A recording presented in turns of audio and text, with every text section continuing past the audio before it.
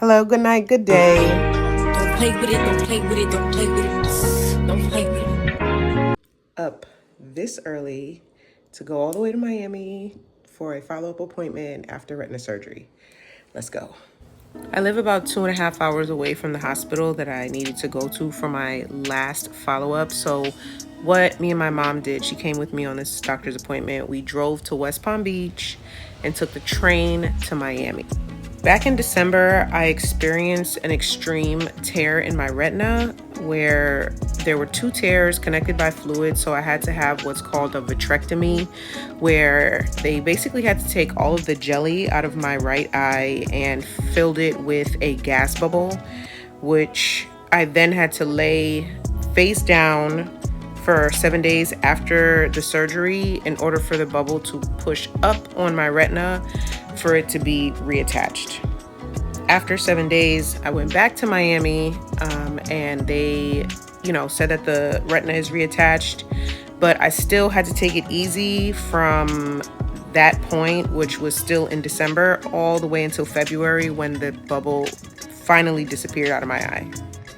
Fun fact, the jelly in your eyeball is basically useless after you're born. It's used to form your eyeballs. So once they took it out, I thought it was gonna regenerate. It did not. My eyeball just basically filled back up with fluid, and that's why the bubble ended up disappearing. The healing process was not easy. I was not physically able to do a lot of things that I usually do. I couldn't lift more than 10 pounds. I wasn't really able to, and I didn't really even want to do anything because I'm just walking around with this bubble that is obstructing my vision. So it was really difficult. But thank God this was the last final follow-up appointment with my surgeon. That the pictures in my retina are flat, which is what they should be, and that dip is just like how the camera is. So everything should be flat, no tears. Thank you, Lord. Doctor says that my retina is a-okay.